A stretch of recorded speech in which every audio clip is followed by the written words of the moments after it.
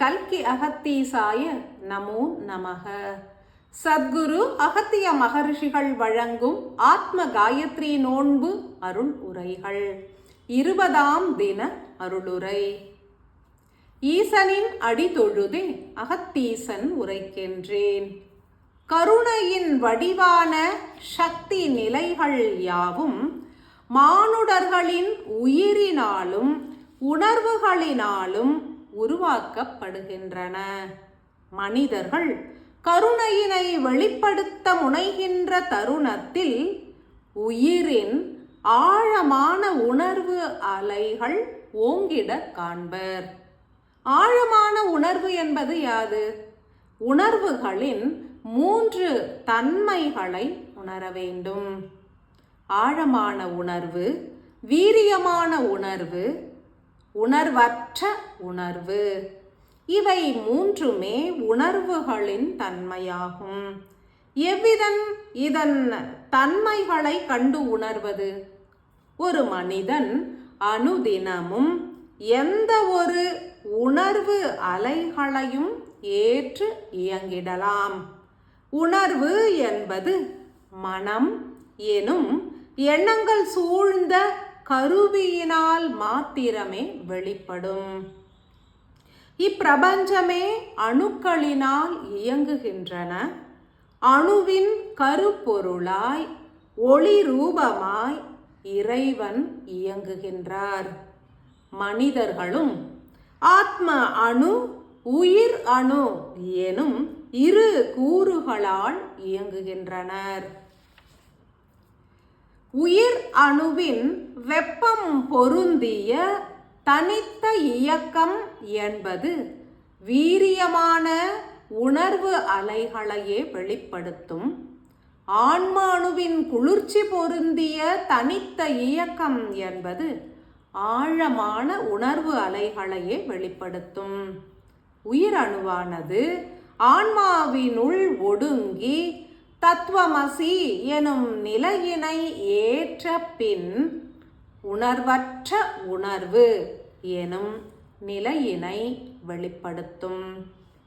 மனிதர்கள் தங்களது அனுதின வாழ்வில் சரிசம நாழிகைகள் நேரம் 3 இயக்கத்தினுள்ளும் வயப்படும் வண்ணமே இறைவன் வாழ்வினை வகுத்துள்ளார்.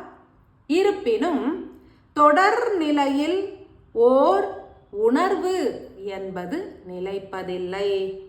ஒரு நாளின் 60 நாழிகை நேரங்களை 3 பிளவுகளாக பிரித்தால் கிட்டும் 20 நாழிகை நேரம் என்பது உணர்வுகளை ஒத்த வகையில் கொண்டிருக்கும். எனினும் தொடர் நிலையாக 20 நாழிகை நேரங்களும் ஒத்த உணர்வு நிலைப்பதில்லை.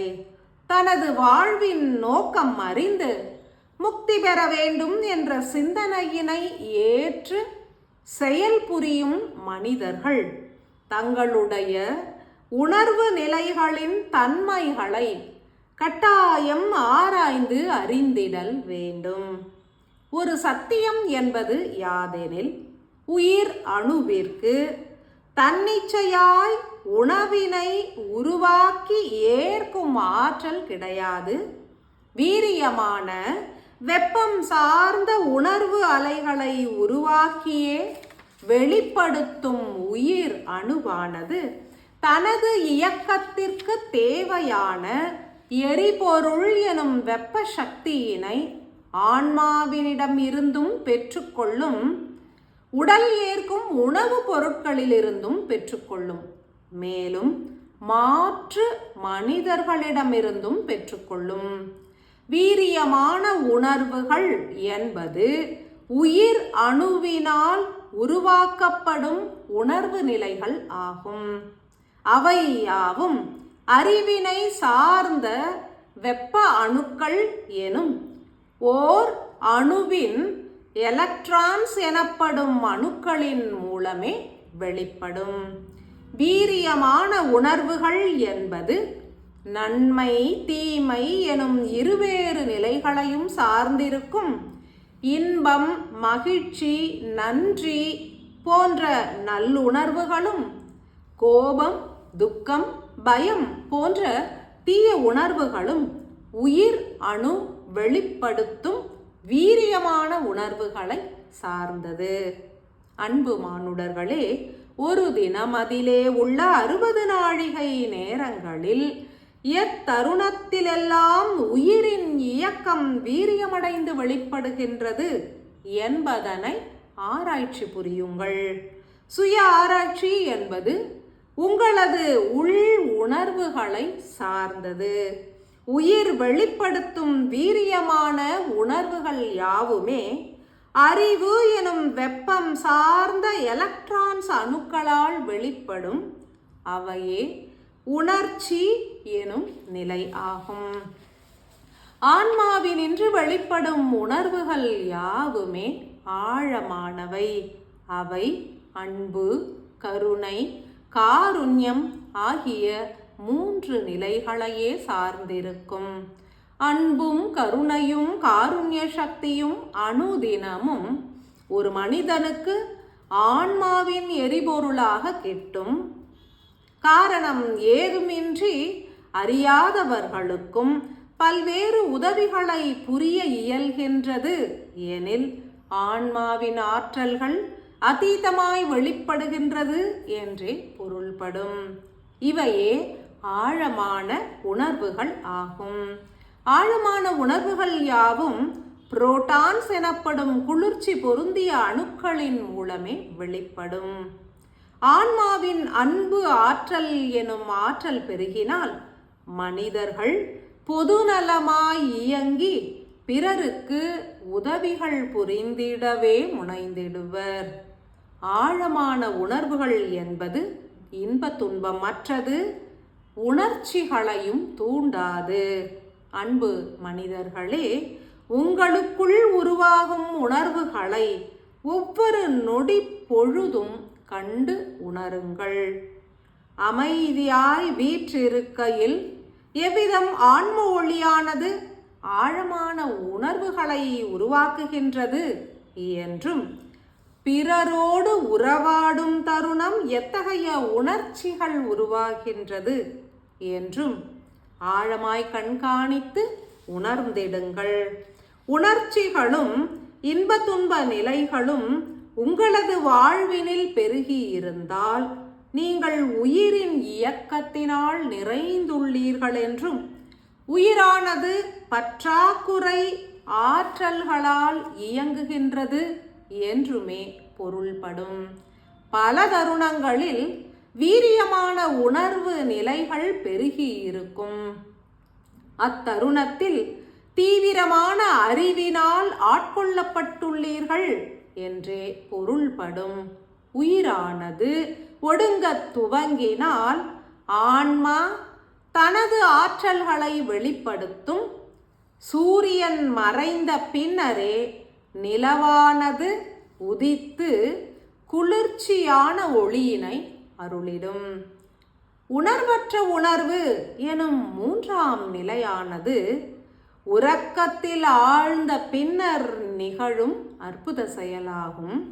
உயிரும் ஆன்மாவும் ஒன்று கலந்து இயங்கும் தருணமே உணர்வுகள் அற்ற நிலை சித்திக்கும்.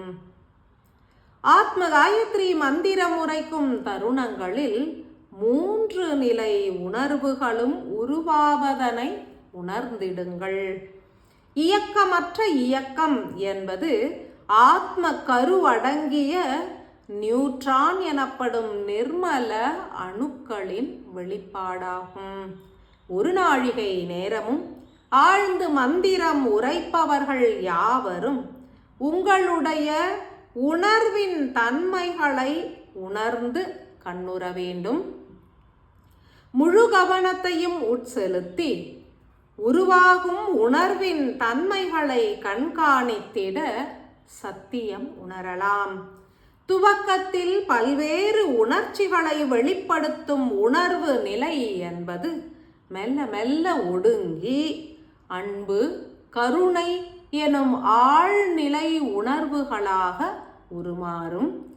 இறைவனின் கருணையை எண்ணி விழிகளிலே நீர் பெருகும். இறுதியில் உணர்வற்ற சிந்தனைகள் ஏதும் அற்ற வெற்றிடம் நிறைந்த உணர்வுகளும் சித்திக்கும்.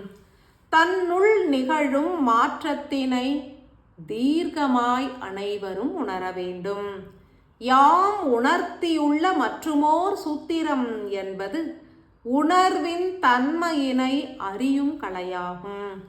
தீர்க்கமாய் உணர்ந்து தெளிவுற்ற நிலையில் தேவையான தருணங்களில் ஆன்மாவின் லயத்தினை ஏற்று ஆழமான கருணையினை உணர்ந்து பேரானந்த நிலையினையும் அடையலாம். அன்பும் கருணையும் பெருகினால் நெகிழ்ச்சி உருவாகும். உடலின் ஒவ்வொரு அணுக்களும் உருகும், கரையும். அத்தருணம் பல்வேறு பதிவு பொருட்கள் உதிர்ந்து கழிவுகளாய் உருமாறி வெளியேறிவிடும். ஆத்ம காயத்ரி நோன்பு ஏற்றவர்கள் யாவரும் தனித்து அமர்ந்து ஒரு நாழிகை நேரமும் மந்திரம் உரைக்கத் துவங்குகையில் வீரியமாய் உரைப்பதனையும் பின்னர் மெல்ல மெல்ல ஓசையானது அடங்கி மெல்லிய குரலெழுப்பி உரைப்பதனையும் இறுதியில் உள்முகமாய் உரைப்பதனையும் யாம் கண்ணுறுகின்றோம். ஒரு நாழிகை நேரங்களும் வீரியமாய் உரைப்பவர்களும் உண்டு. இறுதியில் உணர்வற்ற உணர்வு எனும் ஒடுக்க நிலையினை அனைவருமே உணர்ந்திருப்பர். உணர்வுகளை உணர முற்படுங்கள். உயரிய சூத்திரம் என்பதும் இதுவே ஆகும். ஆழ்ந்த உன்னத உணர்வுகள் சித்திக்க ஆசிகள். அன்பாலயம் அன்பாலயம் அன்பாலயம்